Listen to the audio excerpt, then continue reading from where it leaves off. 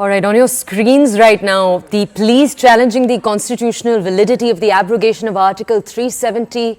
The Constitution Bench, headed by Justice of India, the Chief Justice of India, D.Y. Chandrachud. Remember, it's been conducting its hearing so far. It has begun the hearing this morning. Take a look. The province, princes merging into the provinces, and you had these 5 states. All through merger agreements. No exception, except Jammu and Kashmir. Because that was not conceived in terms of 370 itself.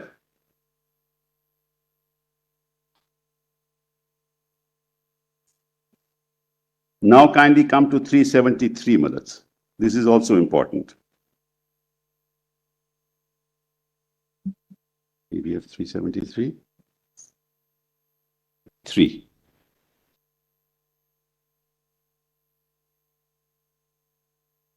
Now what in these 5 provinces called the Union of States, what were the kind of notifications issued, Malas? What were the kind of proclamations issued? Your Lordships will find at 373 onwards. So this 552 was an addition of 216 plus 61 plus 275. Correct. Yes. Correct, Malas. So now if your Lordship comes to PDF 373.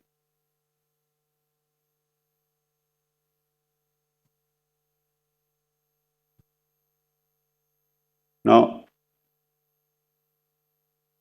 you see that Raj Pramukh of Union of Patiala, East Punjab states, Saurashtra, Travancore, Rajasthan, Madhya Bharat, rulers of Hyderabad, Mysore, Jammu Kashmir are published. This is the proclamation. What does the proclamation say? Last paragraph, I now hereby declare. Your Lordship has that? My Lords have that? It says, I hereby declare that the Constitution of India shortly to be adopted by the Constituent Assembly shall be the Constitution for Patiala, East Punjab as well as other parts of India and shall be enforced as such. Come to the next one, Malas.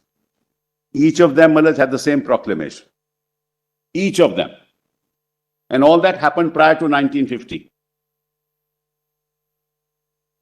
Except Jammu and Kashmir.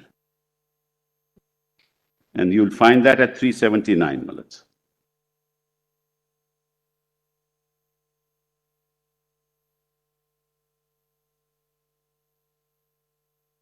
Sybil. And see if you... Mr. Sybil, do you think it would have been a unilateral action or it was... Sorry, I can't hear you. It was an action on its own, or it was something which was the government of India at that time ensured that it happened. Obviously, the government of India ensured that it happened. There was no question on its own, Malas. It would never happen like that. Some of them couldn't exist independently. So, we have understood your argument on that. Can we move on? Now, Malas, look at PDF 379, because all those proclamations are different from the proclamation Kwe Jammu Kashmir, which is Malas 25th November 1950, before Malas the 26th January 1949. The proclamations is the firman of the Nizam as well. The Nizam you find at page 377, yeah, but the 23rd of November 1949. The language is different. This was certainly not voluntary. Of course not. Of course not, Malas. I agree. This is what I responded to my Lord. But Malas, the language is different from Jammu and Kashmir. So keeping you probably in J&K, keeping at that time the political environment, it was something different. That's all that I'm saying, Malas. That's my argument. We have understood that argument. Yes, and therefore it was incorporated in these terms in the Constitution, which was not done by anybody else. Which only shows to you that merger was never contemplated except in terms of 370.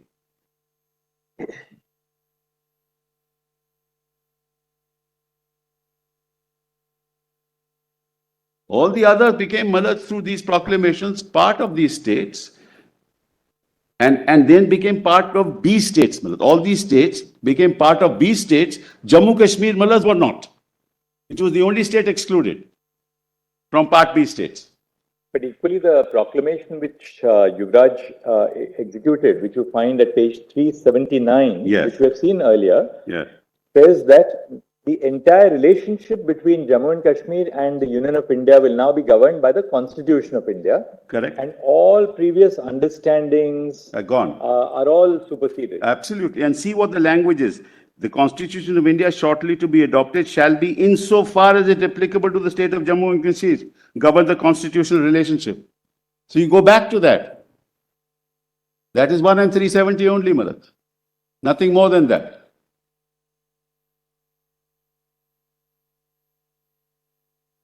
I just wanted to show your Lordships, Malat, because your Lordships put me this question. I think it was a very significant, Malat's query.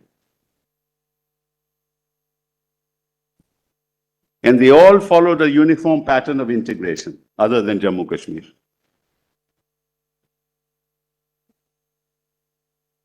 And Malat, the white paper also says that the integration of states did not follow a uniform pattern in all cases. You will find that, Malat, at page PDF 46. Because you have to deal with them differently. All the Naturally. I have understood that argument. Today the issue is not this. Today the issue is whether 370 was really a temporary thing and whether in terms of 370 it could have. I am giving the historical background to show the difference and why he did not merge, because in the meantime many things had happened, including the matter going to the UN. This all happened prior to this, Malat. Therefore the question of merger didn't arise. That's the point, Malat. That has all been argued in your opening arguments. No, I'm only giving the background to 370, Malat. I'm not arguing it. My Lord put it to me. I'm just giving the background, nothing more. I'm not arguing. I've argued 370, Malat. I'm not arguing, Malat. Historical background also you are given in your opening argument. No, not the merger, because my Lord put me the merger agreements. There's a difference between merger agreements in all other states at that time, that is the 552 states, and except for Jammu and Kashmir. That's all, brother. And they have argued merger. I did not argue. Anyway, be that as it may, Malat. Malat, if just one other thing, Malat. Since we are at this, Malat, your Lordships put to me yesterday, and then I'll come back to Malat's the